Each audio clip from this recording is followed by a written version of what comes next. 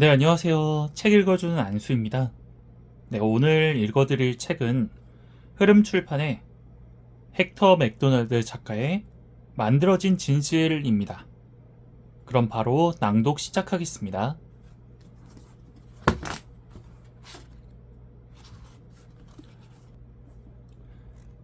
진실 또는 거짓말. 문제는 편집이다. 퀴노아 딜레마. 채식주의자나 만성 소화장애를 겪는 사람들에게 퀴노아의 발견은 기적과도 같았다. 퀴노아는 글루텐이 없는 씨앗 식품이다. 철분과 마그네슘이 풍부하고 우리 몸이 자체 합성할 수 없는 온갖 필수 아미노산 등 그 어느 곡물보다 많은 단백질을 함유하고 있다. 미국 항공우주국은 퀴노아를 가장 완벽하게 균형 잡힌 식품이자 우주 비행사들을 위한 이상적인 식량으로 평가했다. 2007년 유명 셰프 요탐 오토랭기는 퀴노아를 맛이 훌륭하고 적당히 씹는 맛이 있으며 현존하는 가장 건강한 식품 중 하나라고 극찬했다. 안데스 산맥에서 자라는 퀴노아에 얽힌 스토리도 서양의 소비자들에게 매력적으로 다가왔다. 전하는 이야기에 따르면 잉카족은 퀴노아를 어찌나 귀하게 여겼던지 신성하다는 의미로 모든 곡물의 어머니라는 이름을 붙였다고 한다. 또 해마다 계절이 돌아오면 잉카의 황제는 금으로 된 쟁기를 들고 첫 퀴노아 씨앗을 파종했다고 한다. 급기야 이 슈퍼푸드는 국제연합에서까지 인정을 받아 2013년은 세계 퀴노아의 해로 지정됐다. 그러나 퀴노아 팬들에게는 난감한 폭로가 기다리고 있었다. 2006년에서 2013년 사이 볼리비아와 페루에서 퀴노아 가격은 3배로 급등했다. 처음에는 이 가격 상승이 축하할 일이었다. 안데스 산지 가난한 농부들의 생활 수준을 높여줄 것으로 기대했기 때문이었다. 그러다가 루머가 돌았다. 북미와 유럽에서의 수요가 걷잡을 수 없이 커지면서 퀴노아 가격이 급등해 이제는 지역민들이 더 이상 전통식품을 사 먹을 수 없는 지경이 됐다는 루머였다. 2011년 인디펜던트는 볼리비아에서 지난 5년간 퀴노아 소비가 34%나 급감했다고 우려했다. 이 지역의 주식이 이제는 지역 주민들이 더 이상 구매할 수 없는 사치품이 돼버렸다는 전언이었다. 뉴욕타임스는 퀴노아 재배 지역에서 아동 영양실조가 증가 추세라는 연구 결과를 보도했다. 2013년 영국의 가디언은 다음과 같은 도발적 표제로 더욱더 논란에 불을 지폈다. 채식주의자들은 퀴노아에 관한 불편한 진실은 잘도 삼키는가? 가디언은 페루나 볼리비아 주민이 이제 수입 정크푸드를 먹는 편이 더 쌀 지경이라고 전했다. 2013년 인디펜던트의 표제는 퀴노아, 당신에게는 좋고 볼리비아에는 나쁘다 였다. 이 스토리는 전 세계에 퍼져나갔고 건강식을 찾는 이들에게 양심의 위기를 초래했다. 캐나다의 글로브 앤드 메일은 당신이 퀴노아를 좋아할수록 페루와 볼리비아의 주민은 고통받는다는 표제를 달기도 했다. 소셜미디어나 채식주의자 블로그, 건강 먹거리 포럼 등에서는 사람들이 안데스 산맥에서 나는 이 기적의 씨앗을 계속 먹어도 되는지 묻곤 했다. 저는 퀴노아를 그만 먹으려 합니다. 라고 선언한 어느 여성은 아래와 같이 썼다. 원칙의 문제겠죠. 대대손손 퀴노아를 주식으로 삼아온 사람들이 이제는 비싸서 퀴노아를 먹을 수가 없다고 합니다. 저 같은 사람들이 수출 수요를 급증시켜 가격을 올려놨기 때문이죠. 우리는 퀴노아가 없어도 별 문제가 없을 겁니다. 적어도 저는 그래요. 국제적인 수요 증가로 인한 퀴노아 가격 급등이 볼리비아나 페루의 지역 주민들을 오히려 힘들게 만들고 있다는 주장은 그럴싸했고 광범위하게 팩트로 받아들여졌다. 그러나 경제학자 마크 벨마, 세스키터, 요하나 파야르도 곤잘레스의 눈에는 이게 옳은 주장 같지 않았다. 무엇보다 퀴노아 교역 덕분에 이제 수많은 해외 자본이 볼리비아나 페루로 쏟아져 들어오고 있었고 그 자본의 많은 부분은 남아메리카 최빈곤 지역으로 흘러갔기 때문이었다. 어차피 해발 4,000m 이상 고지대에서 잘 자라는 작물도 많지도 않은데 퀴노아 붐은 당연히 이들 지역의 축복이 아닐까? 진실은 99개의 얼굴을 가졌다. 새 경제학자는 페루 가정의 소비 지출에 관한 설문조사 데이터를 찾아내 가구들을 세 수로 구분했다. 퀴노아를 재배하고 식용하는 가구, 퀴노아를 재배하지 않고 식용만 하는 가구, 퀴노아를 접해본 적이 없는 가구가 그것이었다. 이들이 발견한 내용에 따르면 2004년에서 2013년 사이 세 집단의 생활 수준은 모두 높아졌고 그 중에서도 퀴노아 재배 농가의 소비 지출이 가장 빠르게 늘었다. 농부들은 부유해졌고 그들이 새로 생긴 수입을 지출함으로써 주변 가구들에까지 혜택이 돌아갔다. 퀴노아를 재배하지 않고 식용만 하는 가구들도 퀴노아를 재배하는 가구들과 마찬가지로 이미 평균 2배 이상 생활이 나아져 퀴노아 구입에 좀 더 많은 돈을 쓸 수 있는 형편이었다. 이는 놀라울 것도 없는 게 페루 가구의 소비 지출 중에 퀴노아에 쓰는 돈은 겨우 0.5% 남짓에 불과했다. 애당초 퀴노아는 페루 가정의 예산에서 큰 부분을 차지하지 않았다. 모두에게 해피엔딩이죠. 제일 가난한 사람들에게 득이 되고 있으니까요. 기터의 말이다. 그렇다면 퀴노아 소비가 34%나 감소했다는 조사 결과는 대체 뭐란 말인가? 알고 보니 페루에서도 볼리비아에서도 퀴노아 소비는 가격 급등기 전에 이미 장기적으로 서서히 감소하는 추세였다. 이는 가격 추세와 소비 추세 사이에 큰 연관이 없음을 시사했다. 오히려 페루인과 볼리비아인은 그저 퀴노아 말고 다른 음식들도 먹고 싶은 쪽으로 취향이 바뀌어 왔다고 보는 편이 훨씬 그럴듯했다. 싱크탱크 조직인 푸드퍼스트의 타냐 커스는 안데스 지역 퀴노아 농부들이 솔직히 퀴노아에 물려서 다른 식품을 구매하는 것이라고 했다. 볼리비아의 어느 농학자는 이렇게 말하기도 했다. 10년 전 그들은 안데스에서 나는 음식밖에 먹을 수 없었습니다. 다른 선택의 여지가 없었기 때문이었죠. 하지만 이제는 선택이 가능하고 이들은 쌀, 면, 사탕, 콜라, 그 외 온갖 것들을 다 먹고 싶어 합니다.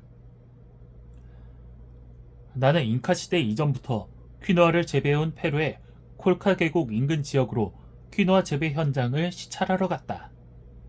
퀴노아는 줄기 꼭대기에 짙은 붉은색 혹은 풍부한 금색 씨앗이 큼직하게 달리는 아름다운 작물이다. 안데스 중에서도 이 지역은 계단식 밭에서 퀴노아를 경작했는데 다른 곳들과 달리 옥수수나 감자 같은 토종 작물도 다양하게 키우고 있었다. 내 가이드였던 페루 사람 제시카는 해외 수요 100%는 좋은 일이라고 장담했다. 농부들이 정말 좋아해요. 퀴노아를 먹고 싶은 사람은 누구든 여전히 구매할 수 있고요. 제시카는 다른 이점도 있다고 설명했다. 이전에는 페루의 대도시 사람들이 제시카네 동네 사람들을 퀴노아를 먹는 무지렁이라고 무시했다고 한다. 하지만 이제는 미국이며 유럽 사람들이 퀴노아에 열광하다 보니 퀴노아가 세련된 식품으로 인식된다고 했다. 이제야 수도 리마에 사는 사람들도 알티플라노 주민들과 우리 유산을 존중하게 된 거죠. 나는 소금 평원과 휴화산으로 뒤덮인 볼리비아 남서쪽의 척박하고 외진 지역에서 퀴노아 머니가 자본이 되어 지역 개발과 관광 사업이 진행되는 것을 목격했다. 대대로 입에 풀칠하기도 쉽지 않았던 자작농들이 이제는 미래를 향해 좀 더 큰 꿈을 꿀 수 있었다. 볼리비아 해외교역연구소 소장 호세 루이스 랜디바르 볼레스는 퀴노아가 수많은 사람을 극빈 상태에서 구제할 수 있다고 말했다. 2017년 4월 내가 퀴노아와 관련해 볼리비아인들에게 들었던 걱정은 공급 확대로 인해 가격이 하락하지 않을까 하는 내용뿐이었다. 볼리비아에서 퀴노아를 전용으로 경작하는 재배지는 2007년 5만 헥타르에서 2016년 18만 헥타르로 3배 이상 확대했다. 나중에 벨마레는 내게 이렇게 말했다. 저한테는 그게 새드 엔딩이에요. 가격이 다시 오를 것 같지는 않으니까요. 퀴노아 시장은 경제학 개론 수업 시간에 배운 그대로 움직였고 일시적인 추가 이득은 새로운 생산자들의 유입과 함께 사라져버렸어요. 그림처럼 아름다운 콜카 계곡 너머로 해가 넘어갈 때쯤 나는 제시카에게 물었다. 페루나 볼리비아 주민들에게 돌아갔을 음식들을 먹으며 유럽이나 북미 사람들이 죄책감을 느껴야 하느냐고 말이다. 답을 예상할 수 있었지만 나는 현지인의 말을 직접 듣고 싶었다. 제시카는 웃음을 터뜨리며 한 팔을 뻗어 너른 계곡을 쭉 훑어보았다. 걱정 마세요. 퀴노아는 얼마든지 있으니까요.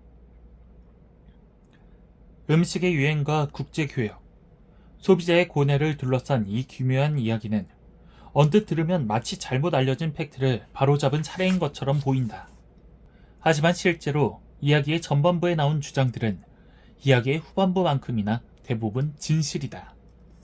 퀴노아 가격은 실제로 3배 급등했고 페루나 볼리비아 소비자들은 주식 구매에 더 큰 돈을 써야 한다. 이들 국가에서 퀴노아 소비가 감소한 것도 사실이다. 진실이 아닌 것은 이런 팩트로부터 끌어낸 결론이다. 서양의 건강식 소비자가 페루나 볼리비아 사람들의 전통식품을 빼앗아감으로써 가난한 그들에게 피해를 주고 있다는 결론 말이다.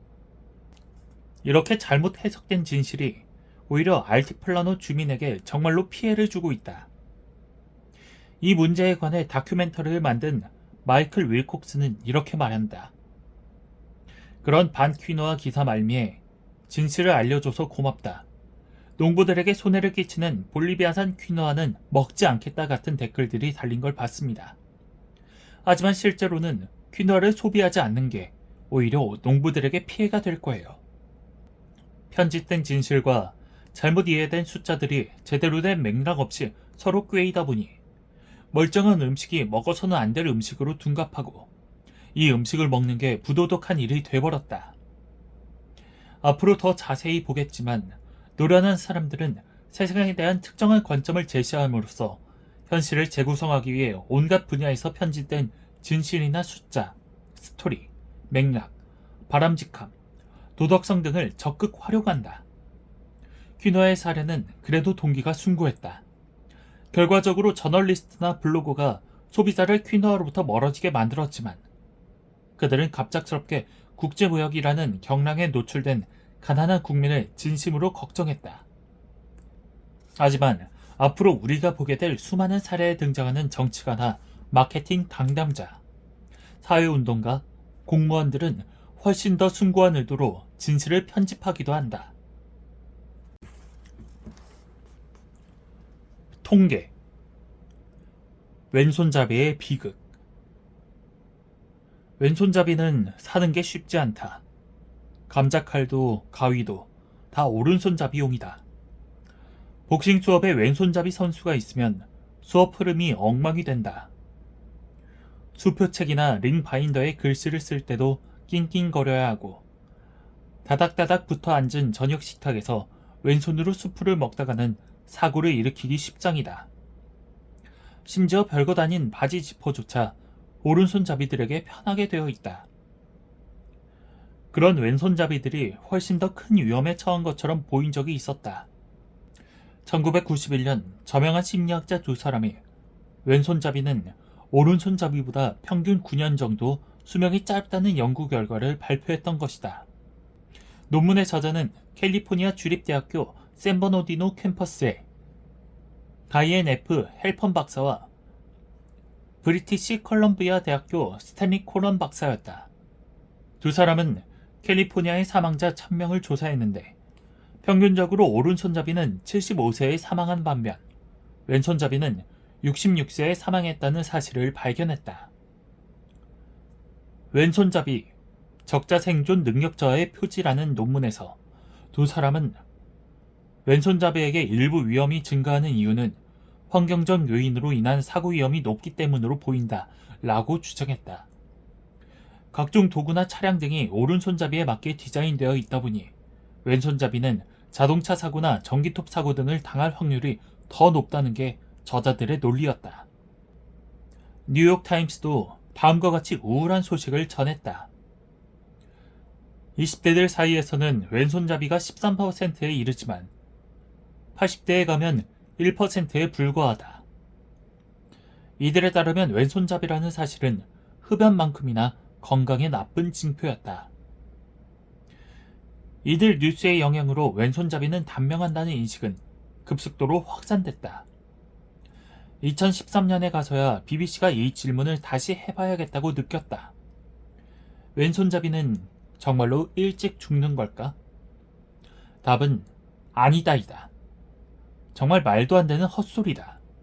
코런과 헬퍼는 통계에서 찾아낸 진실을 잘못 해석한 결과 오보자가 되고 말았다. 태평한 1970년대의 어린 시절을 보낸 나는 왼손잡이임을 긍정적으로 생각하라는 격려를 받으며 자랐다. 그 전까지의 세대들은 그렇게까지 사고가 열려있지는 않았다.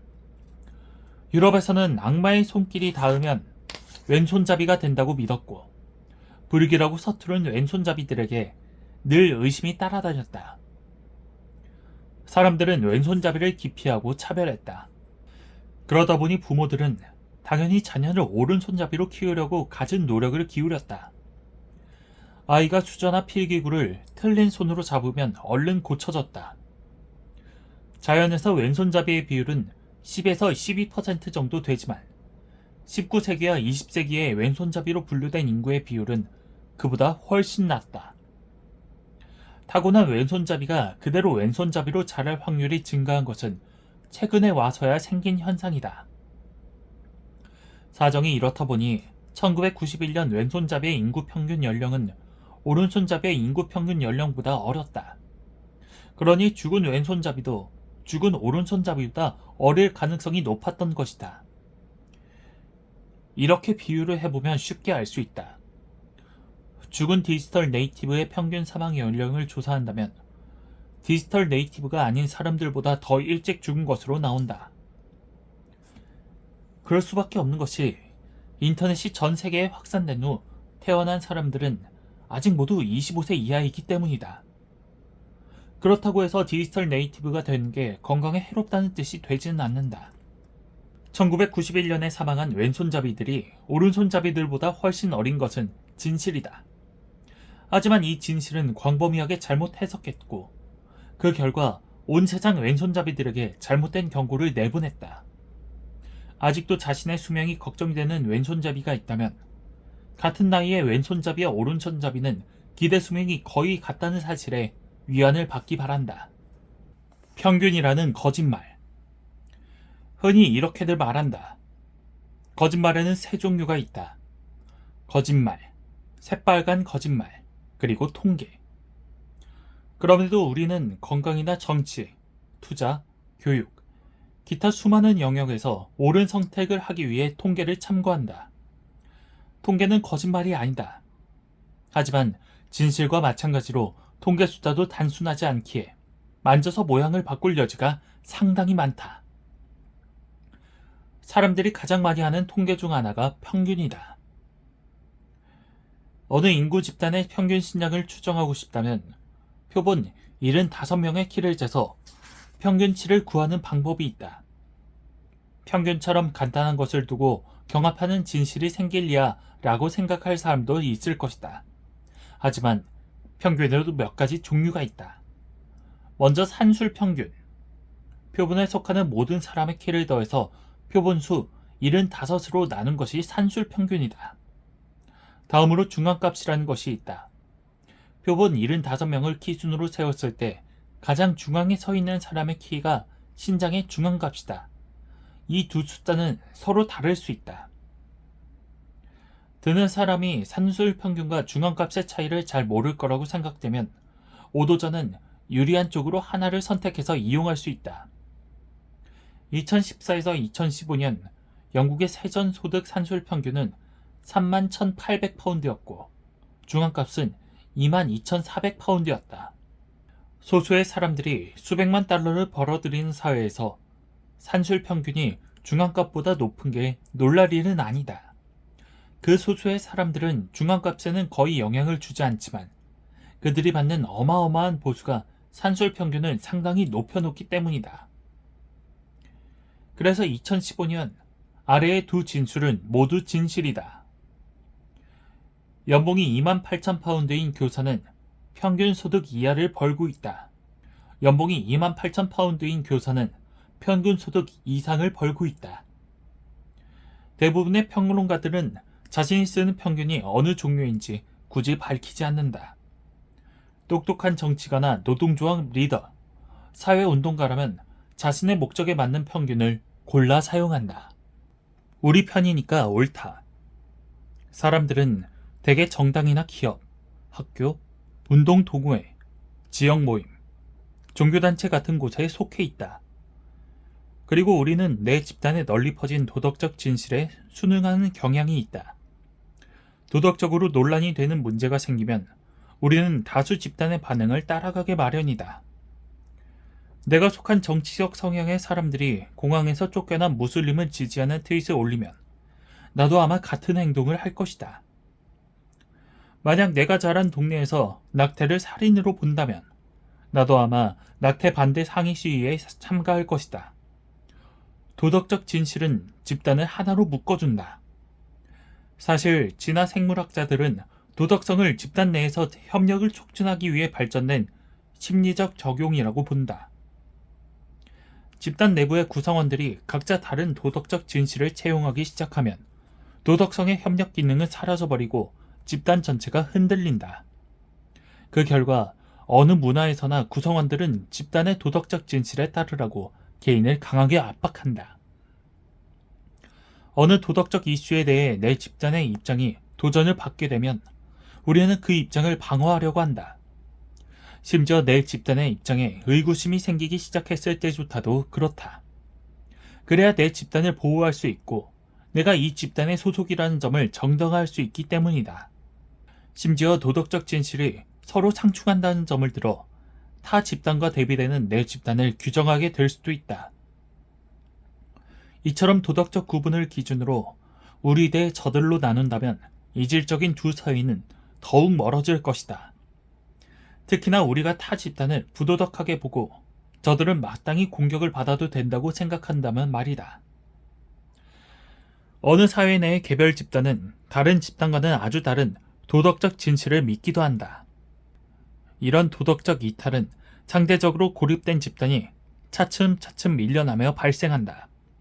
하지만 더 흔한 경우는 리더나 영향력이 있는 자들이 해당 집단을 특정한 도덕적 방향으로 끌고 가고 싶어서 고의적으로 획책하는 경우다. 기독교의 기초가 되는 스토리들을 살펴보면 예수가 추종자들을 설득해 나머지 유대교 사회와는 다른 방식으로 사물을 보게 만들었다고 한다. 예수가 정의보다 용서를 앞세우며 다른 쪽 뺨을 돌려 때리기 전까지는 눈에는 눈, 이에는 이가 아주 공정한 방식이었다. 소통에 능한 사람들은 집단 전체가 새로운 도덕적 진실을 채용하게 만들 수도 있다.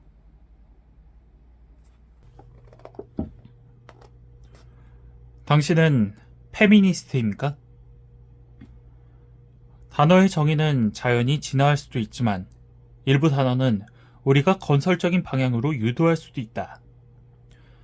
양성평등이 아직은 요원한 꿈인 세상에서 그런 도움이 좀 필요한 단어가 바로 페미니즘이다. 2005년 CBS 뉴스 여론조사에 따르면 조사에 응한 미국 여성의 24%가 자신을 페미니스트라고 생각했다. 17%는 이 단어를 모욕적이라고 생각했다. 12%는 칭찬이라고 생각했다. 여성의 권익 향상을 다룬 영화 델마와 루이스의 스타 수전 서렌더는 2013년 이런 질문을 받았다. 자신이 페미니스트라고 생각하십니까? 그녀는 이렇게 답했다. 저는 제가 휴머니스트라고 생각합니다. 왜냐하면 페미니스트를 빽빽거리는 암캐들이라고 생각하는 사람들을 덜 소외시키는 단어인 것 같아서요. 페이스북에 페미니즘에 반대하는 여성들의 페이지에는 45,000명이 좋아요를 눌렀다. 이 단체는 자신들을 이렇게 표현한다. 현대 페미니즘과 독이 되는 그 문화에 반대하는 여성들의 목소리. 우리는 페미니즘을 사전적 정의가 아니라 그들의 행동으로 판단한다. 실리콘밸리에서 가장 힘있는 여성 중 한 명인 야후의 최고 경영자 머리사 메이어는 이렇게 말한 적이 있다. 저 자신을 페미니스트라고 생각할 것 같지는 않습니다. 저는 말하자면 호전적인 욕구라든가 종종 그에 동반하는 적대적 태도 같은 건 없으니까요. 그러니까 페미니즘이라는 단어는 이미지에 문제가 있다.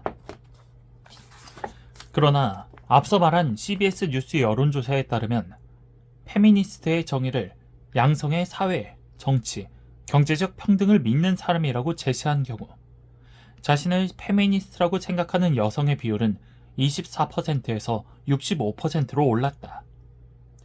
같은 정의가 제시되면 남성의 58%도 자신을 페미니스트라고 생각했다. 반면 페미니스트라는 단어의 정의가 주어지지 않았을 때는 자신이 페미니스트라는 질문에 14%만이 그렇다고 대답했다.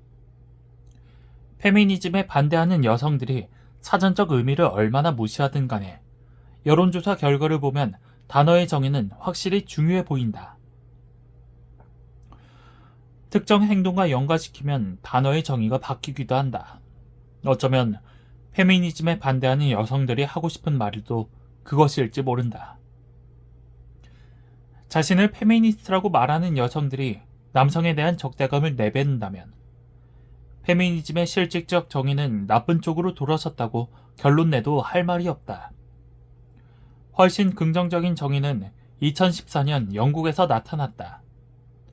남녀 정치 지도자들이 여성단체 포셋 소사이어티에서 만든 티셔츠를 입고 사진을 찍을 때다. 티셔츠에는 페미니스트는 이렇게 생겼습니다 라는 메시지가 적혀 있었다. 노동당 당수와 부총리는 이 티셔츠를 입고 LA 페미니즘판 사진을 찍었다. 데이비드 커머런 총리는 티셔츠를 입어달라는 LA 요청은 거절했으나 이렇게 말했다. 그게 여성에게도 동등한 권리를 줘야 한다는 뜻이라면 맞습니다. 페미니스트라는 단어를 그런 뜻으로 쓴 거라면 맞아요. 나는 페미니스트예요. 영국의 남성 총리가 스스로를 페미니스트라고 선언하게 만들었으니 이것도 페미니즘 운동의 승리라 할 만했다. 마거릿 대처조차 하지 않은 일이기 때문이다. 대처는 이렇게 말했다고 전해진다. 페미니스트들이 저를 싫어하지 않나요? 그 사람들을 원망하진 않아요. 제가 페미니즘을 싫어하니까요. 페미니즘은 독이에요. 보수당의 두 리더가 어쩌면 저렇게 다른 관점을 가질 수 있을까? 그 답은 캐머런의 발언 속에 들어있다. 그런 뜻으로 쓴 거라면. 모든 건 페미니즘을 어떻게 정의하느냐에 달려있다. 페미니즘이라는 단어를 좀 더 긍정적으로 정의해 보려고 하면 곧장 여성이라는 게 어떤 의미인가 하는 의문이 따라온다. 기저에 있는 유전자는 바뀌지 않았다. 하지만 성별의 한계에 대한 우리의 생각은 바뀌었다. 옛날에는 데이비드 보이, 잔드르크, 그레이스 존스 같은 젠더 유연성이 예외적인 일이었다. 하지만 점점 젠더 유연성은 주류의 선택이 되고 있다. 어떤 사람들은 이분법적인 젠더 정체성을 부인한다. 2016년 성전환자인 제이미 슈프는 최초로 이분법적 성별이 아닌 사람으로 법의 인정을 받은 미국인이 됐다. 이와 함께 여권이나 운전면허증, 입사 지원서 등의 제3의 젠더 칸이 추가될 전망도 높아졌다. 인도와 독일, 파키스탄, 호주는 이미 제3의 젠더 칸을 도입했다. 자신의 이분법적 젠더가 아니라고 생각하는 사람들은 그나 그녀보다는 그들이라는 대명사를 더 선호하는 경우가 많다. 단수형 그들은 미국 방언협회가 정한 2015년 올해의 단어였다. 꼬리표를 거부하는 사람들 혹은 어느 범죄에 넣기가 거의 불가능한 맞춤형 정체성을 채택하는 사람들도 있다. 이런 추세는 젠더나 성적 취향과 관련해 전통적으로 사용되던 단어의 정의가 도움이 안 된다거나 심지어 억압적이라고 보는 경우가 많아졌다는 뜻이다. 단어의 정의가 현실을 재구성하는 힘을 가장 분명히 알 수 있는 경우는 그런 정의를 받아들이지 않겠다고 거부할 때다. 그렇게 되면 단어의 정의를 부정하는 행위 자체가 일종의 경합하는 진실이 된다.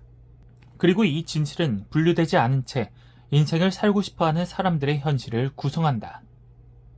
가수 마일리 사이러스는 인스타그램의 해시태그를 통해 이렇게 말했다. 아무도 날 규정할 수 없어. 전부 다 되어도 상관없잖아. 의심하라, 물어보라, 요구하라. 진실에 대한 지친 서임을 자처하는 이 책에서 정작 진실이 왜 중요한가에 관해서는 별로 얘기하지 않았다. 누구든 진실이 아닌 어떤 것을 진실보다 선호했다면 이 책을 여기까지 읽지도 않았을 것이기 때문이다. 그래서 줄곧 나는 제대로 된 진실을 고르고 소통하고 수용하는 게 중요하다는 점을 강조하려고 했다. 앞서 우리는 정치가나 마케팅 담당자, 저널리스트, 선거운동가, 심지어 정부 관료까지 진실을 편집해 우리를 오도하는 방법이 얼마나 많은지 살펴보았다. 그것을 적발해내고 몰아내고 거기에 노란하지 않는 것은 우리 몫이다. 오해를 야기하는 진실이 늘 뻔한 형태는 아니다. 그것은 광고 속에도, 여러분 트위터 피드에도, 신문 사설에도, 잡담에도, 회사 문서에도, 자선단체의 안내 착지에서도 발견된다. 어떤 것들은 일부러 거의 눈에 띄지 않도록 설계된다. 우리를 지배하고 우리의 마음을 주무르고 입맛을 결정하고 우리에게 생각을 제시하는 사람은 대개 우리가 한 번도 들어보지 못한 사람들이다. 홍보 분야를 개척한 에드워드 버네아스가 1928년에 한 말이다. 오해를 야기하는 진실은 사방에 널려 있다.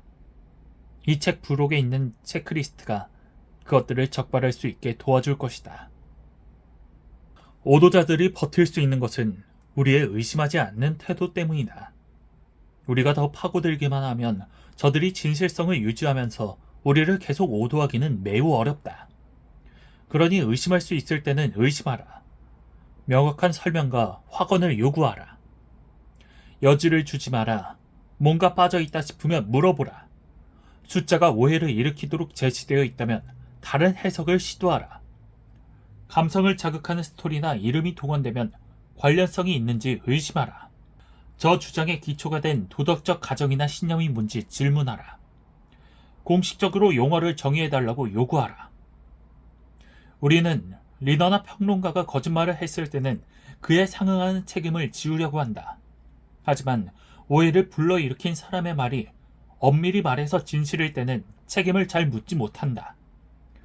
그들이 자신은 진실을 말했다고 주장하면 우리는 뭔가 억울한 느낌이 들면서도 그냥 놓아주는 경향이 있다. 그렇기 때문에 오도자들이 같은 수작을 쓰고 또 쓰는 것이다. 이대로 내버려둬서는 안 된다.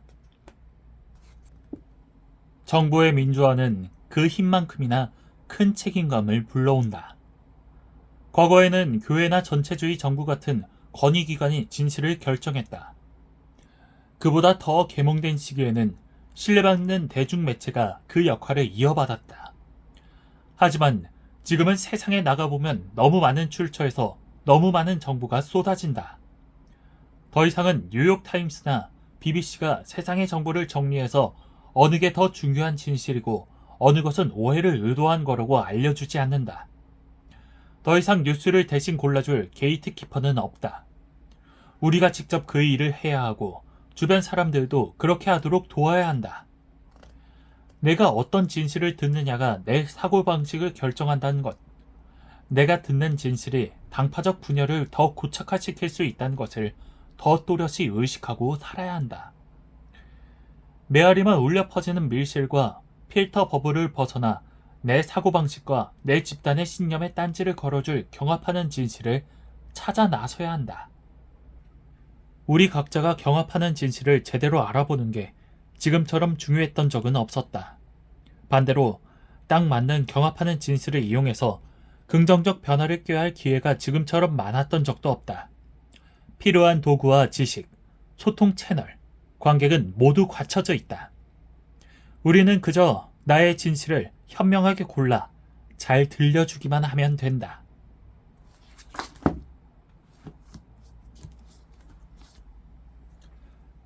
네, 이렇게 만들어진 진실을 한번 읽어드렸습니다. 네, 이 책을 고른 이유는 지금처럼 수많은 정보가 쌓여있는 시대에 살고 있을 때 가장 필요한 책이라고 생각이 들었습니다. 네, 저도 마찬가지로 한쪽에만 이야기를 듣고 그게 진실이다라고 믿고 살아왔던 적이 많았어요. 하지만 점점 반대편의 이야기도 듣고 어느 게 더 진실인지, 어느 게 더 맞는 이야기인지를 고를 수 있게 되었습니다. 여러분들도 어느 한쪽에만 치우치지 마시고 양쪽의 이야기를 다 듣고 한번 어떤 게 더 진실인지, 너무 한쪽에만 휘둘리진 않았는지 한번 생각해 보시길 바랍니다. 그럼 다음에 뵙겠습니다. 감사합니다.